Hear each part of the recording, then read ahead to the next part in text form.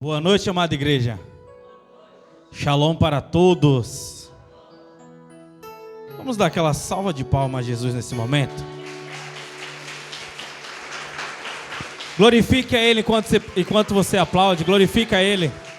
É para Ele, Ele merece, Ele merece. O Senhor Jesus, Ele merece toda a honra, toda a glória, todo o louvor. Faça com que essa adoração suba aos céus. Aleluias, glória a Deus. Glória a Deus. Amém? Abra sua Bíblia comigo no livro de Jeremias, capítulo de número 29. Amém? Glória a Deus.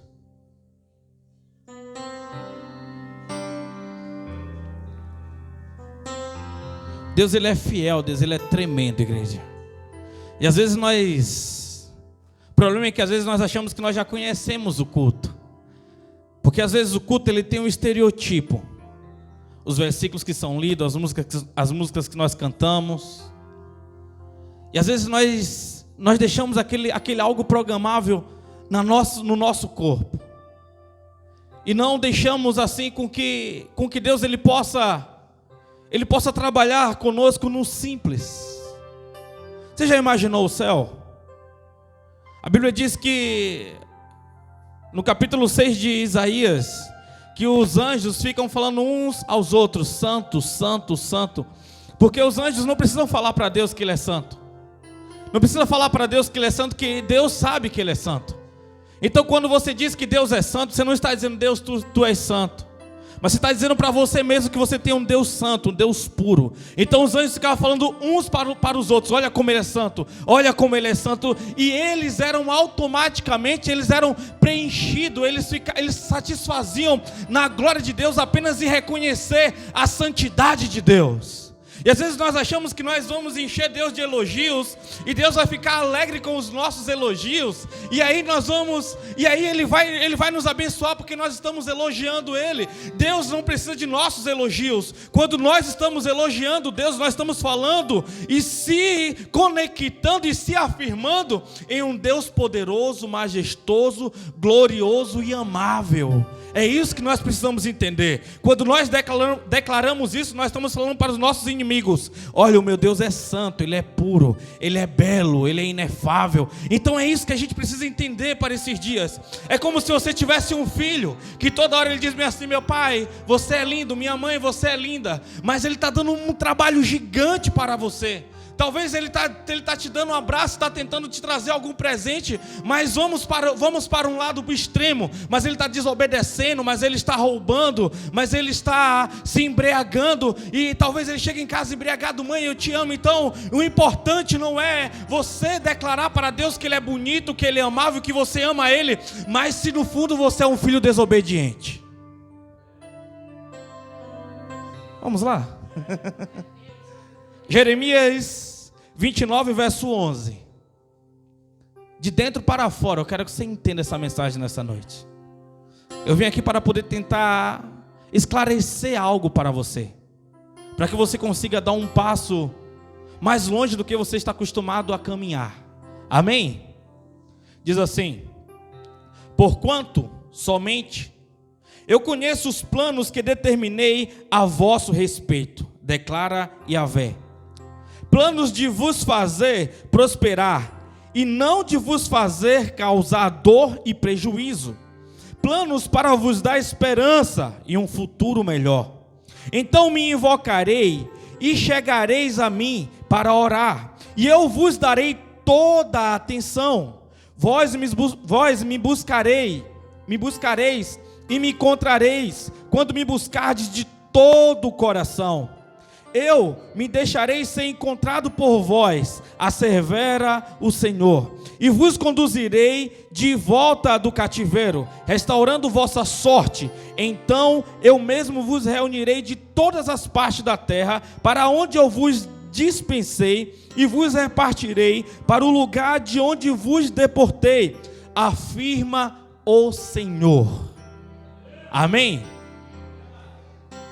Fala comigo: Deus, muda a minha sorte. Deus, muda a minha sorte. Ore por você nesse momento.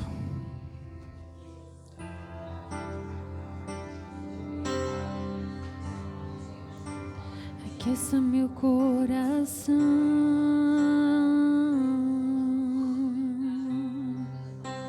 aqueça meu coração,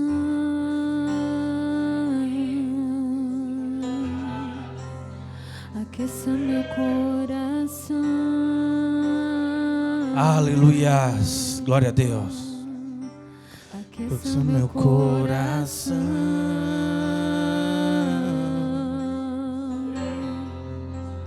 Quero voltar ao primeiro amor.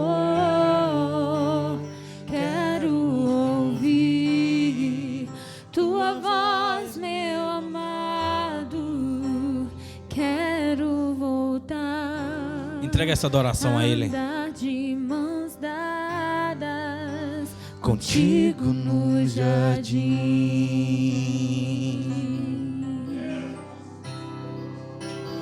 Quero voltar ao primeiro amor. Quero ouvir tua voz, meu amado. Quero voltar. Meu Deus, Andar de mãos dadas. nós se colocamos de pé nessa noite, Pai, para ouvir o Senhor falando conosco, Pai. Meu Deus, de todas as experiências vividas, de todas as adorações entregue ao Teu altar, Senhor, nós queremos, Pai amado, voltar hoje, Pai amado,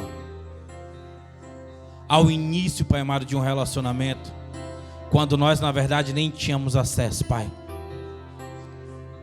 Um relacionamento, Pai amado, mesmo de quando nós ainda nem estávamos inseridos, ó Pai, no ventre, Senhor, da nossa mãe.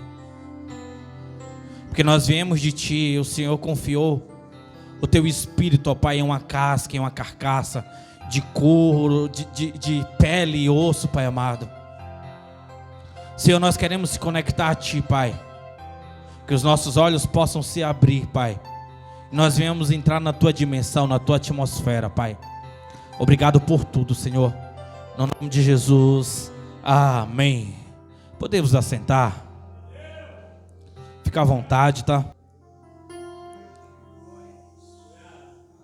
Talvez você não entenda, mas você foi chamado para transformar, para mudar ambientes. E você não é qualquer pessoa, porque aquele que foi chamado para poder transformar, mudar ambientes, é alguém que vai sofrer mais do que os outros, mas a estrutura dele é uma estrutura diferente. Porque passou por durante muito tempo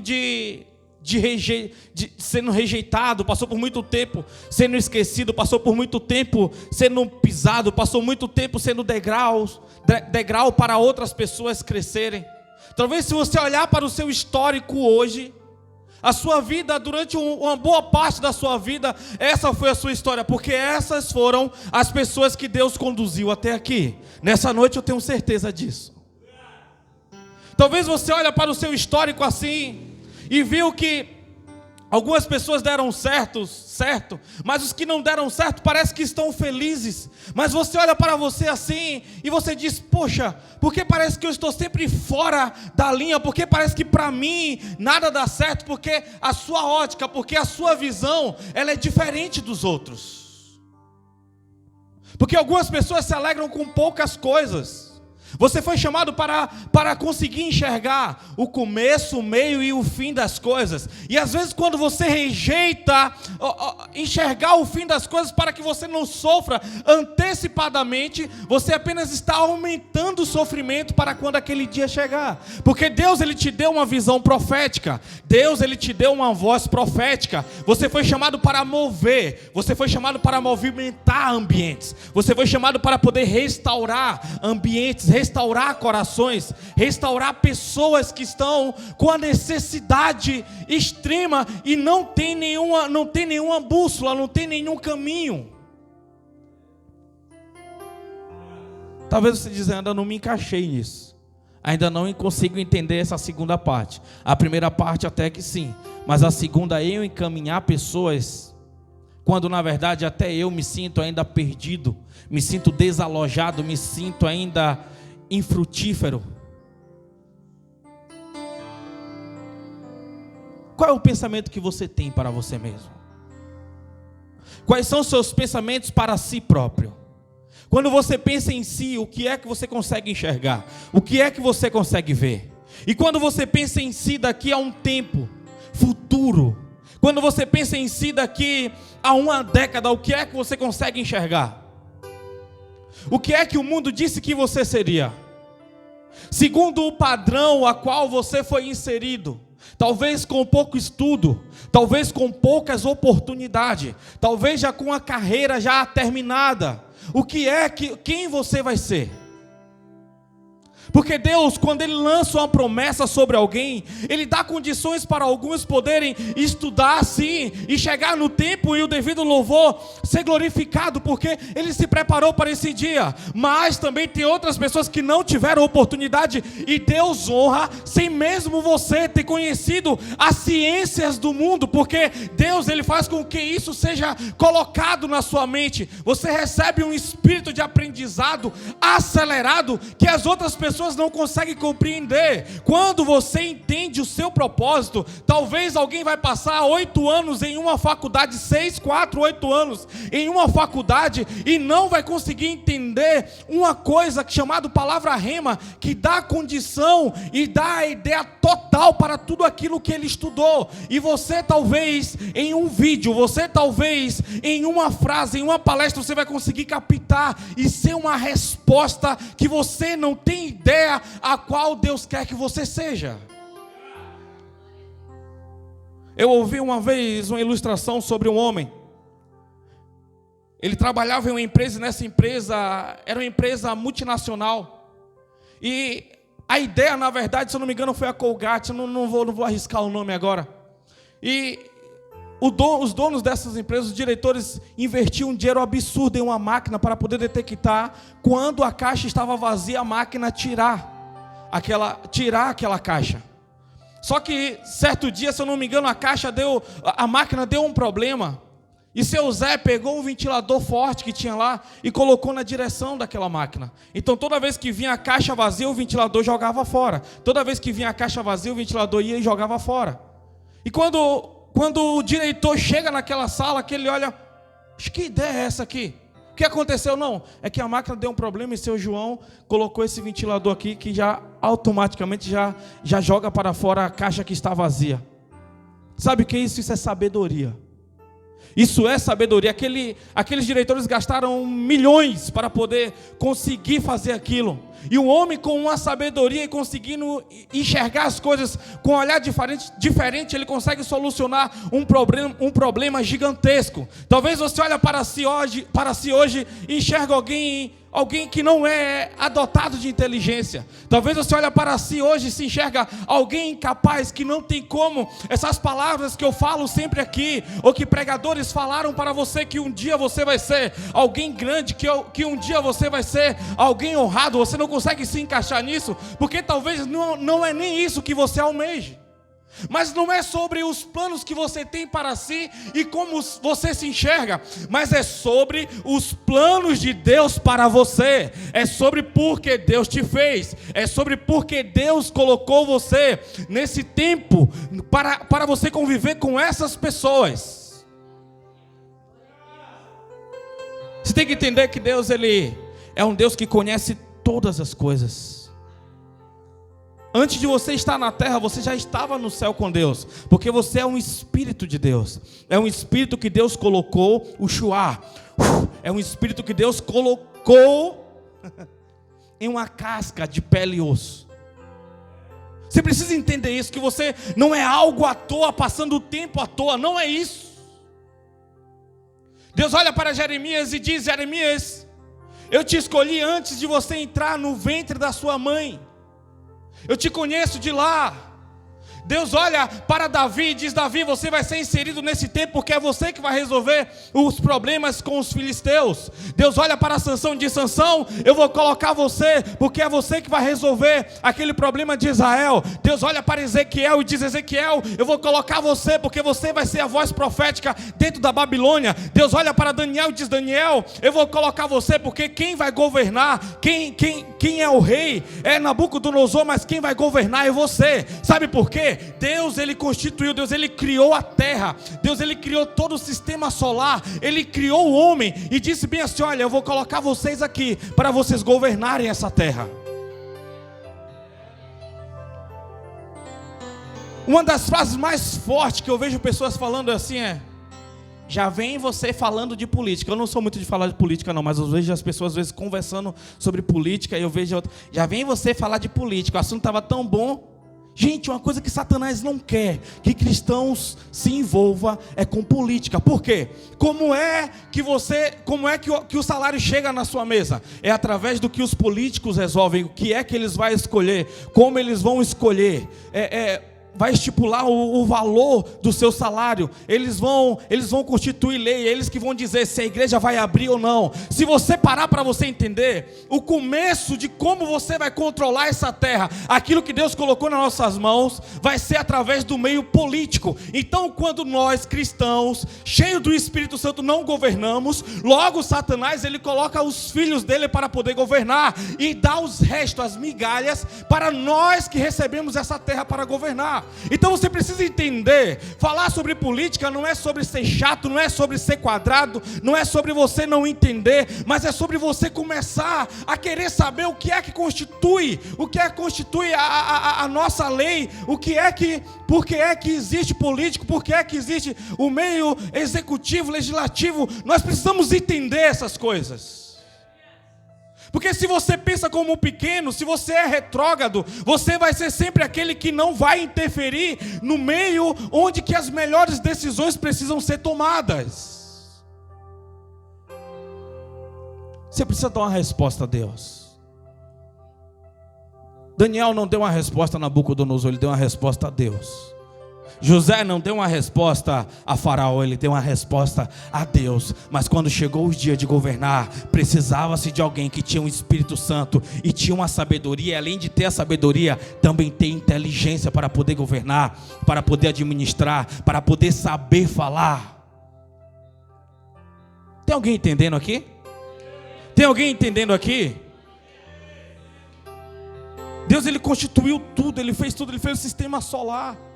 Ele fez as estrelas, ele fez o sol, fez a lua, ele fez a terra, ele nos deu um presente que é o ar que nós respiramos, através das árvores, através da fotossíntese, e nós estamos inseridos no meio disso tudo aqui, e às vezes a pessoa acha que ela é um acidente. Às vezes ela acha que é só fruto de uma relação mal planejada dos pais dela. Se você parar para pensar, teve pessoas aqui, olha, que até um irmão seu teve que morrer para você poder nascer. Tem alguém entendendo aqui? Tem pessoas aqui que Satanás tentou matar quando ainda estava no ventre. Se você parar para ver a sua história, parece que foi um acidente, parece que foi apenas mais uma pessoa normal. Não, mas existe uma guerra espiritual, existe uma batalha, existe uma confiança de Deus em você. Existe algo que precisa ser rasgado, existe uma intimidade que precisa ser inserida aí, e isso nós precisamos destravar dentro do nosso coração. Nós temos que querer isso com toda a nossa força, com todo o nosso entendimento, e se prontificar para isso. E como é que você começa isso? Você começa desconstruindo quem você é, e é o trabalho mais difícil hoje. Se desconstruir. E como é que você se desconstrói? Se confessando. É você arrancando máscaras. É algo difícil. É algo tenebroso. O problema é quando você já confessa se advogando. A Bíblia diz que à destra do Pai nós temos um advogado. Quando você conserta algo já explicando por que você errou, você está dizendo: ó, já estou me justificando. Eu não preciso da justificação de Cristo. Se você conhecesse Deus de verdade, e se você quisesse um relacionamento com Ele de verdade,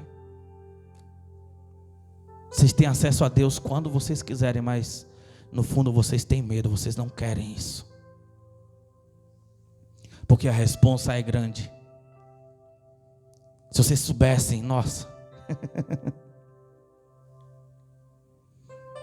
Sabe o que é prostrar o joelho de madrugada para poder conversar com Ele? Porque você tem certeza que Ele está ali. O Deus que formou tudo. O Deus que formou todas as atmosferas. Ele coloca o Espírito dele na terra em um corpo. E quer uma resposta desse Espírito. E nós desconectamos porque um dia Adão resolveu ouvir a voz errada. Um dia Adão resolveu ouvir a voz do inimigo de Deus. Só que Adão talvez ele se resolveu. Mas e você, tem ouvido quem? Qual voz você tem ouvido? Qual voz você tem obedecido? Eu falei um tempo aqui atrás, numa pregação sobre as três vozes que há: a voz do Espírito de Deus, a voz de Satanás e a voz do nosso eu, a voz do nosso orgulho, a voz do nosso egoísmo. Tem alguém entendendo aqui? Tem alguém comigo aqui?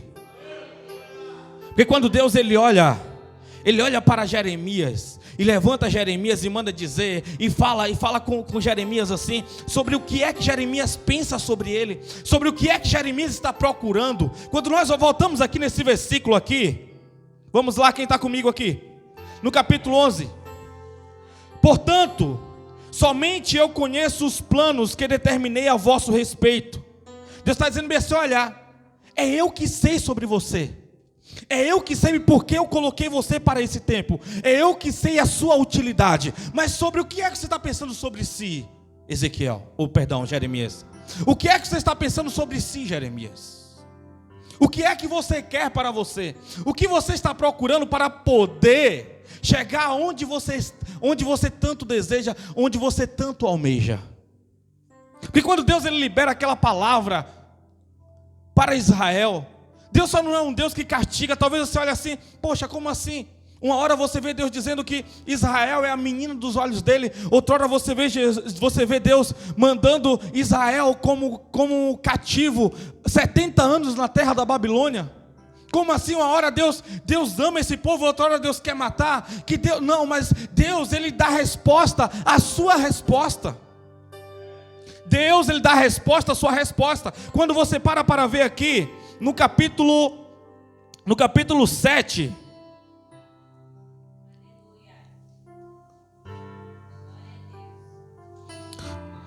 aleluias, verso 30, diz assim: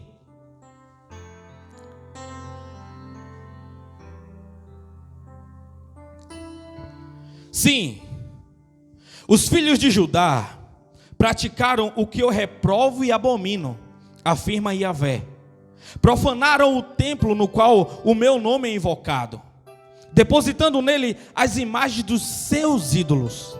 Eles construíram o alto de Tofete, no vale de Benirom, a fim de queimarem seus próprios filhos e filhas como holocausto, sacrifício que jamais ordenei e nem sequer pensei em requerer.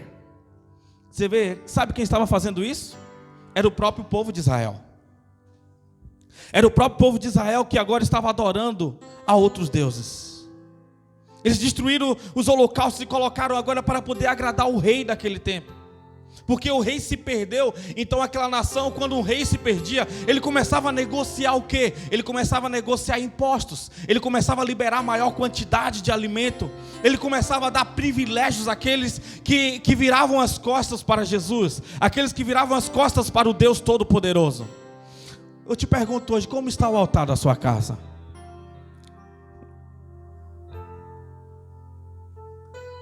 Sabe qual é o seu maior altar hoje? Vamos lá. É onde você coloca poltronas em frente, sofá em frente. Você gosta de deixar um ambiente bem confortável. para você poder adorar. É o seu televisor. E resumindo, hoje tem outro altar também chamado celular. É aquilo que você faz um teste. Você ficar sem celular e sem TV durante um dia todo.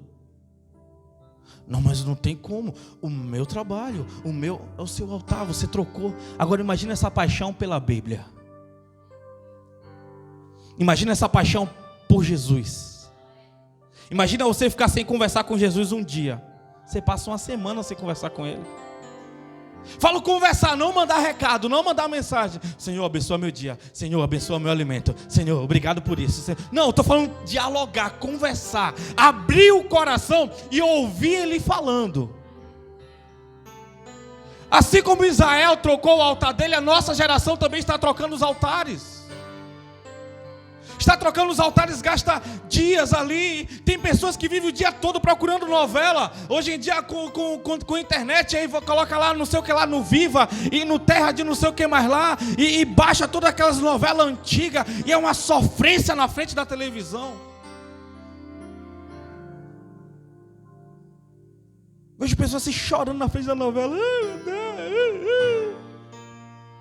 Vem para o culto e não consegue derramar uma lágrima diante da presença do Senhor. Está trocando o Deus. O pastor disse que assistir novela é pecado. Não estou dizendo isso. Apesar que você já ouviu os pregadores antigos dizendo novela, o que é novela? Um nó, amarração e uma vela. Você é amarrado na frente de uma vela. Tem irmão que está repreendendo o que eu estou pregando aqui. Não, está amarrado. Não. Ah, espírito miserável. Tua vida está toda atrasada e você está aí ainda se amarrando em... Para com isso. Está na hora de evoluir, está na hora de você crescer. A novela deixa você, sabe como? Curioso pela vida do próximo e invejoso. É isso que a novela deixa. Quem é noveleiro gosta de fofoca. Quem é noveleiro gosta de fofoca. Eu vou falar para quem vai assistir também. Todo fofoqueiro é noveleiro. Ixi, nunca mais tinha pregado assim. Aqui não tem não. Nessa igreja aqui todo mundo que nasceu de novo. Toma um pau mesmo. Glória a Deus, receba aí. Então pessoas antes eles entregavam os filhos. Eles colocavam um filho para ser queimado, para ser sacrificados. Eles colocavam os filhos para ser queimados. Você sabe que é você entregar um filho, você que tem filho, entregar um filho para ser queimado, para ele ser abonado, para eles receberem, ser exaltados, para ele poder estar na roda com aqueles, para poder participar de orgias, para poder receber benefícios estaduais, benefício do Estado. Quando você para ver a história de Israel, Israel nesse tempo ele tinha se dividido, reino do norte e reino do sul. Aquele povo estava vivendo o que cada um rei gostava de fazer, assim ele colocava. Quando você para ver no tempo de Jeremias como é que estava o reinado, porque é que houve a queda, como houve a queda, aquele povo estava vivendo exatamente isso aqui que eu estou falando. Hoje talvez você não tenha coragem de entregar o seu filho para ser queimado, mas você entrega os seus filhos ao modismo dessa época, você entrega os seus filhos aos usos e costumes dessa época. Sabe, você não honra a Deus dando o melhor ensinamento para os seus filhos. Você precisa entender, você precisa entrar em uma água mais profunda. Eu falei que hoje seria uma mensagem de esclarecimento, amém? Deixa Deus te libertar. Deixa Deus te libertar. Deixa Deus ele abrir a sua mente, abrir o seu coração.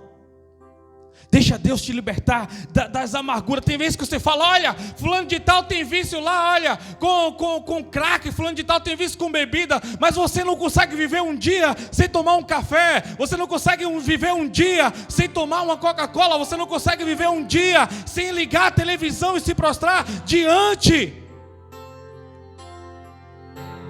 Não é sobre o que os outros estão fazendo, é sobre o que Deus está pedindo para você. Destrói os altares do reino das trevas e levanta altar de adoração lá. Aí você vai ouvir Deus falando com você. Aí sim você vai ver o que é convenção na sua casa. Aí você vai ver libertação da depressão na sua casa. Você vai ver as coisas se destravarem, porque o reino das trevas não vai ter porcentagens de autoridade sobre a sua vida. Você não pode deixar o reino das trevas com algumas porcentagens. Olha, sobre isso aqui eu não consigo me libertar disso. Eu passo 1 mês, 2, 3 meses, daqui a pouco eu caio novamente. Eu passo 1 mês, 2 meses, 5 meses, e daqui a pouco eu volto ao lixo, eu volto ao vômito. Você vai ter que transformar os seus hábitos. Você vai ter que mudar os hábitos por completo. Totalmente.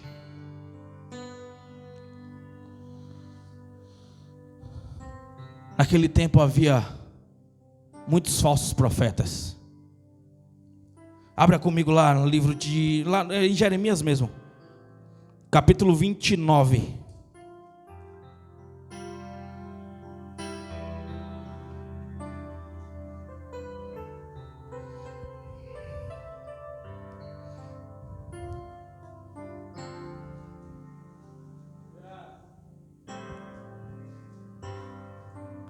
Verso 8 e 9 diz assim: porquanto assim diz Yahvé, Senhor dos exércitos, o Deus de Israel, não vos deixeis enganar pelos profetas e adivinhos que habitam entre vós, nem deis atenção aos sonhos que vós mesmos os estimulam a ter. Ora, eles vos profetizam falsas visões e palavras em meu nome. Eis que eu jamais vos enviei, afirma o Senhor. Amém? Quais são os falsos profetas da nossa geração? Tem pessoas que participam de igreja durante 5, 6 anos e nunca foi confrontado. Toda vez que o pregador vai bater, bate no vizinho que é o ruim, bate em quem não é crente da família.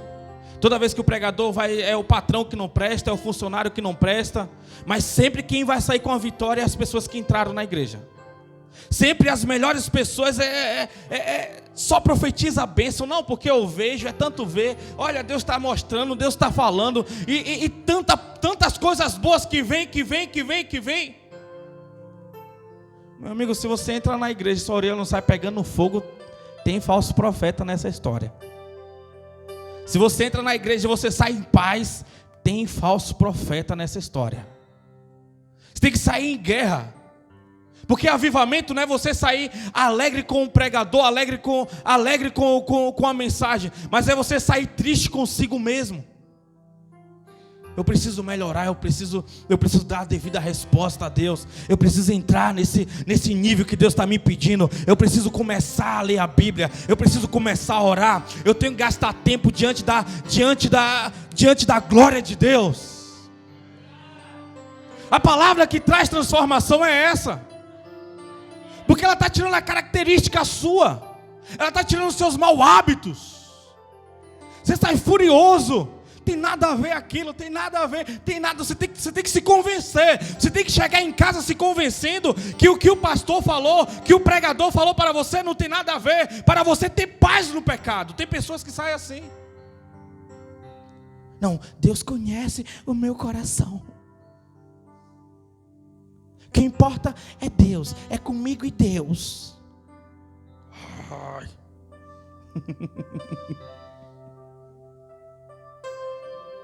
Aí o diabo fala: é isso mesmo, minha filha, é você e Deus. Você não está ouvindo Deus?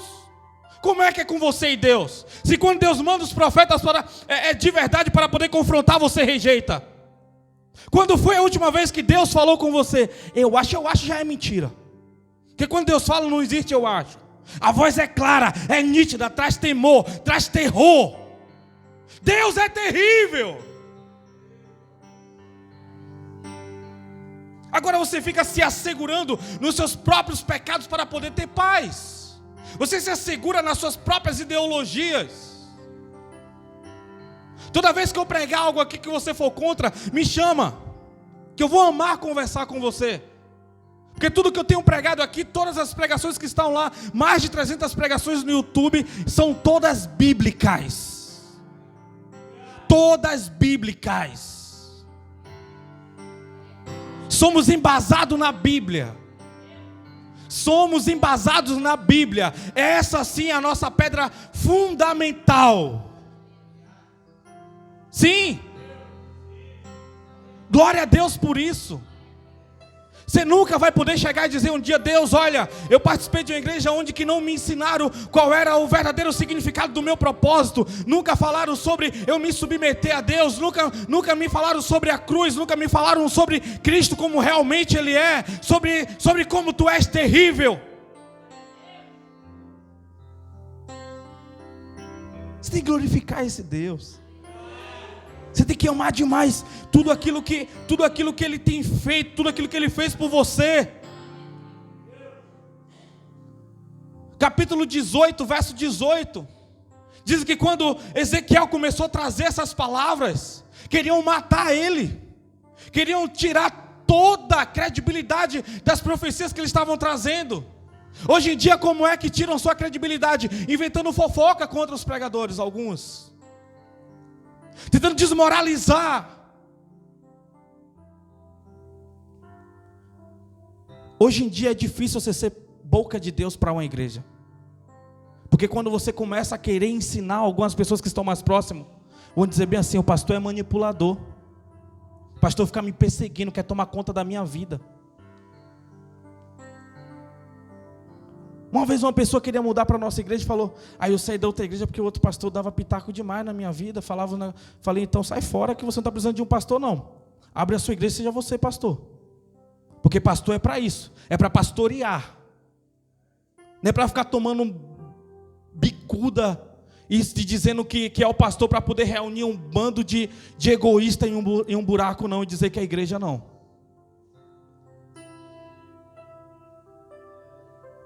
Você é alguém misterioso, me diz. A Bíblia diz o quê?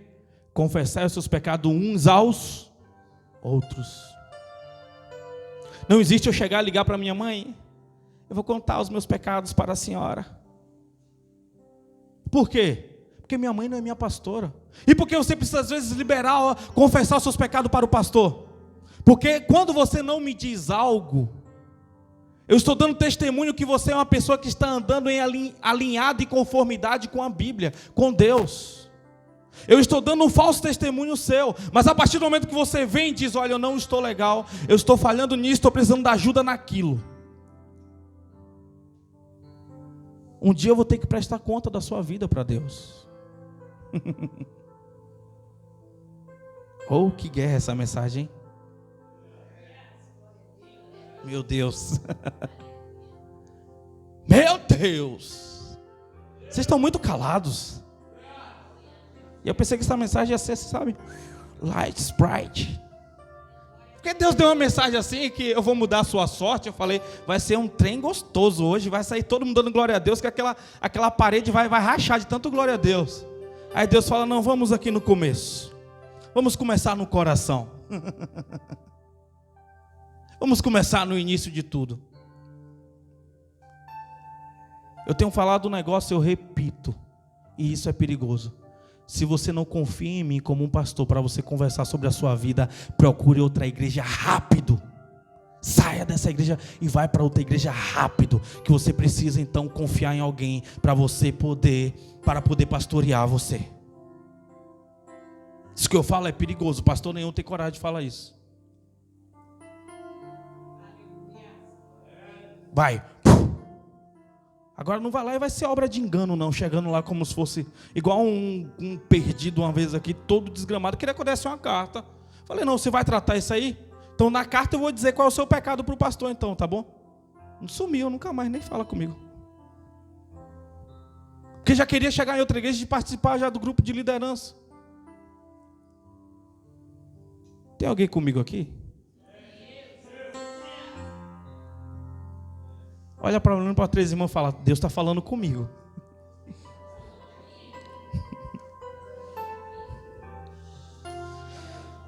Se você quer viver o que Deus ele tem preparado para você, você precisa entender. Você precisa entender qual é a vontade de Deus. No capítulo 12 de Romanos, verso 2, diz que a vontade de Deus ela é boa, agradável e perfeita. Boa ela é para quem? Para quem está começando. Meu Deus, como é bom, como é gostoso. Agradável é quem? Se batizei, meu Deus, agora está legal. Mas quando chega na parte de perfeita, já está falando que você vai ter que fazer o que você não é. Porque você não é perfeito, eu não sou perfeito, nós não somos perfeitos. Mas nós vamos ter que entrar em uma atmosfera da perfeição de Deus. E isso vai doer. Isso vai arregaçar, isso vai arrebentar. Vai. Não adianta você fugir. Aqui, como nós lemos aqui, a mensagem começa aqui. Amém? Vamos voltar lá, Jeremias quanto? 29, amém? Glória a Deus, aleluia. 29:11. Essa mensagem vai ter que terminar outros dias. Fala qual é o dia, pastor, que eu não vou vir. Aleluia, vamos lá. Porquanto somente eu conheço os planos que determinei a vosso respeito, declare Yahvé, plano de vos fazer prosperar e de não vos causar dor e prejuízo, planos para vos dar esperança e um futuro melhor. Poxa, Deus quer te dar um futuro melhor, mas como? Claro, quando você entra em conformidade com Ele, quando você receber a ordem dEle, não vai doer. Quando você começa a falar em línguas estranhas, há mais de 1 minuto, há mais de 1 ou 2 minutos, o seu cérebro começa a liberar uma substância, que essa substância só é derramada quando você fala em línguas estranhas. Isso é comprovado nos Estados Unidos, fizeram uma experiência. E essa substância, ela começa a curar o seu corpo. Ela começa a curar o seu corpo de tal maneira. Igreja, se você entendesse.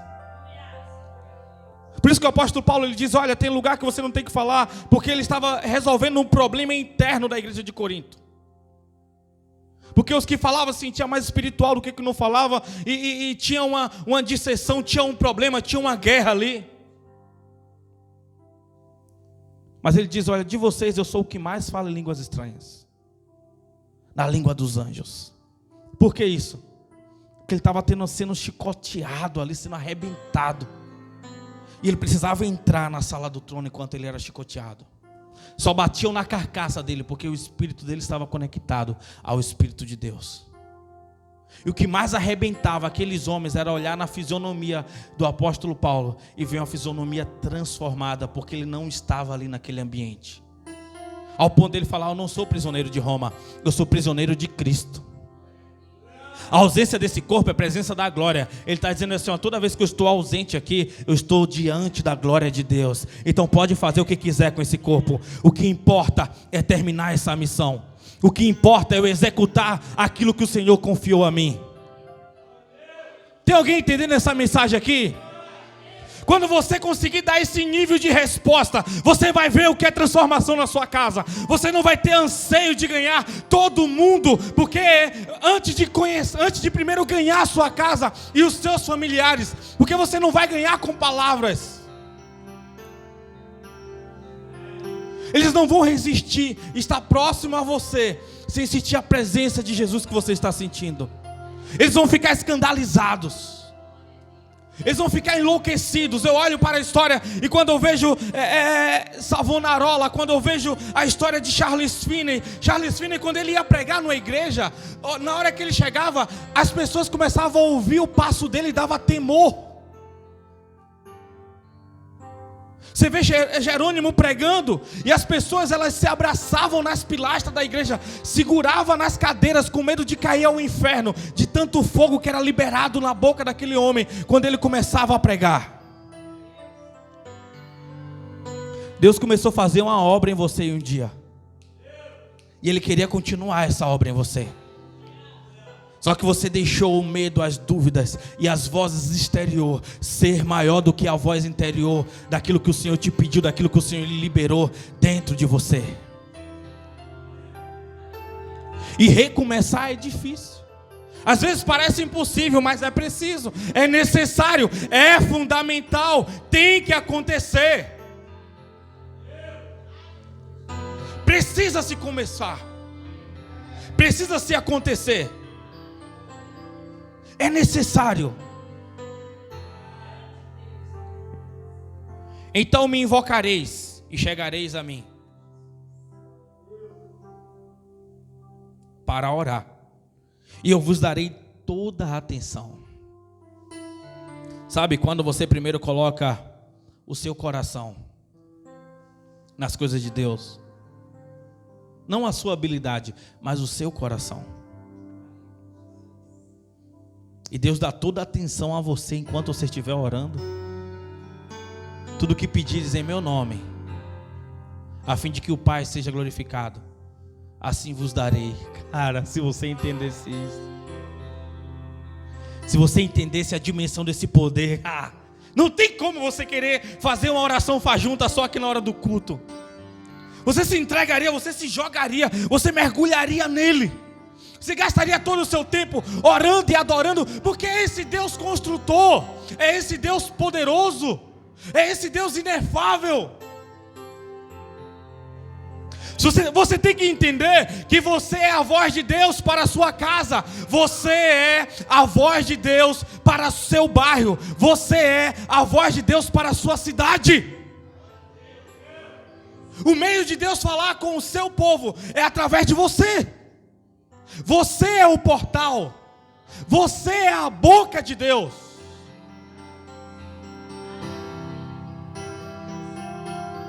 Se você entendesse, se você entendesse e quisesse dar essa resposta, se você se dispusesse a dar essa resposta para Deus. Você falar: Deus, não importa hoje, a partir de hoje, não importa o que aconteça, eu vou ser a sua resposta. Eu vou terminar o que precisa ser terminado, e eu vou começar o que precisa ser começado. Eu vou fazer, conta comigo. Mas nesse momento, Satanás está dizendo para você que você pertence a ele e você não consegue. Qual voz você vai ouvir?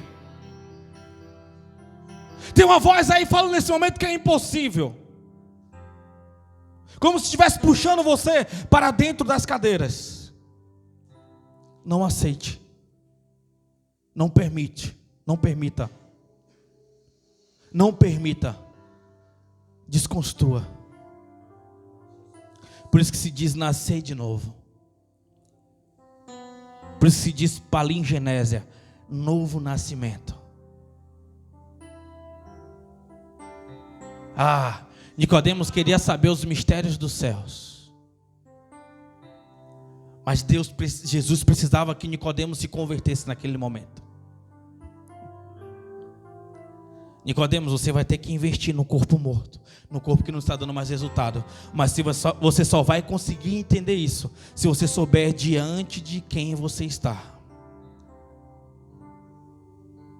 Imagina o desespero de Nicodemos naquela hora, a aflição, o arrependimento que precisava tomar naquele momento, a decisão necessária.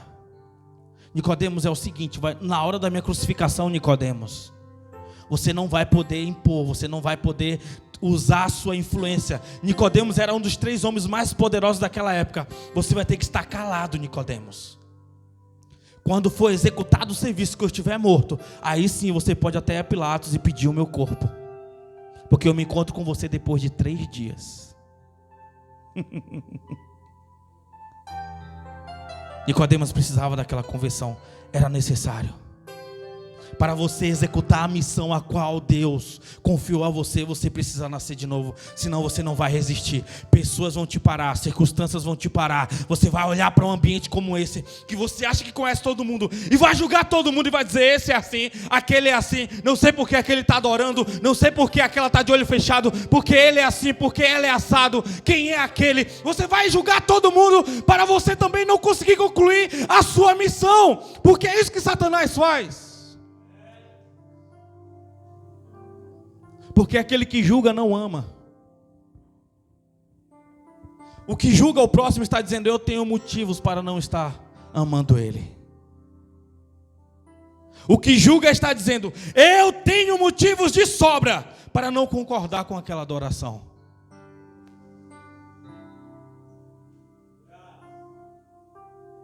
Desconstrói. Desconstrói. Você acha que sabe da vida de alguém porque ouviu um murmúrio, porque ouviu uma fofoca? Você acha que sabe da vida de alguém porque você viu alguma coisa diferente diante dos seus olhos? Você acha que você tem motivo para rejeitar alguém porque você acha que sabe algo sobre a pessoa? E se sua vida fosse expostas, aquilo que você acha, coisas que você acha que ninguém sabe, fosse colocado, quem seria mais sujo, aquele que você está julgando ou você mesmo?